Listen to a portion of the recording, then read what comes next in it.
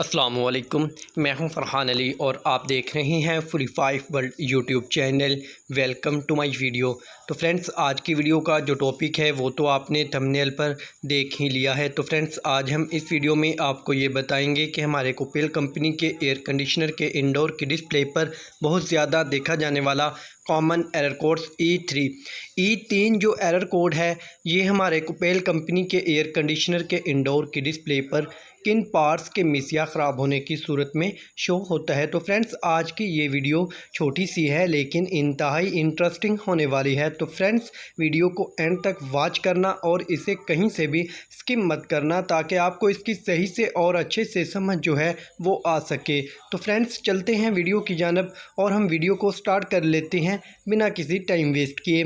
तो फ्रेंड्स, अगर आपके घर में या आपके ऑफिस में कोपेल कंपनी का एयर कंडीशनर लगा हुआ है और आपको इसके इंडोर की डिस्प्ले पर E3 का एरर देखने को मिला है, तो फ्रेंड्स, जो इसका फॉल्ट है वो है indoor fan speed has been out of control. इसका मतलब ये है कि हमारे इंडोर यूनिट में जो फ़ैन मोटर लगी होती है फ्रेंड्स, इसकी जो स्पीड है, जो रफ्तार है, वो आउट ऑफ कंट्रोल यानी कि कंट्रोल से बाहर हो जाए। तो इस कंडीशन में हमारा जो कोपेल कंपनी का एयर कंडीशनर है ये E3 का एरर देने लग जाता है। तो फ्रेंड्स, आपको इसके रिमोट की सेटिंग को सेट करना होगा। अगर इसके रिमोट में कोई ख़राबी आ जाए तो इस कंडीशन में भी आपको इसके इंडोर की डिस्प्ले पर E3 का एरर देखने को मिलेगा। तो बिलफर्ज अगर आपका रिमोट सही है, फिर आपको इसके इंडोर के PCB किट को चेक करना होगा। अगर आप खुद रिपेयर करना जानते हो तो खुद कर लें या आप इनके टेक्नीशियन से इसे रिपेयर करवा लें।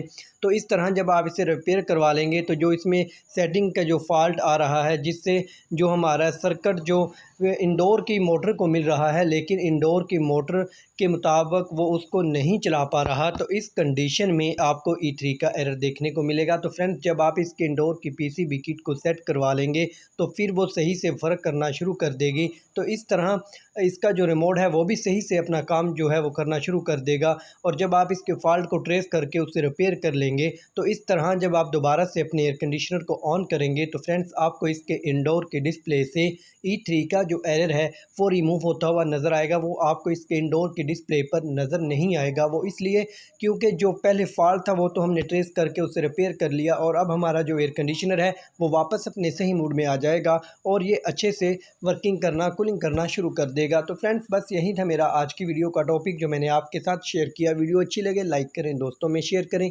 अगर चैनल पर न्यू हैं तो इसे सब्सक्राइब कर लें और साथ में घंटी के बटन को भी प्रेस कर दें। इससे फ़ायदा ये होगा कि मेरी हर आने वाली वीडियो का नोटिफिकेशन जो है वो सबसे पहले आपको मिल सके। फ्रेंड्स, चलते हैं, मिलते हैं एक नई वीडियो में नई मालूमात के साथ। तब तक अपना ख्याल रखिएगा। अल्लाह हाफिज़।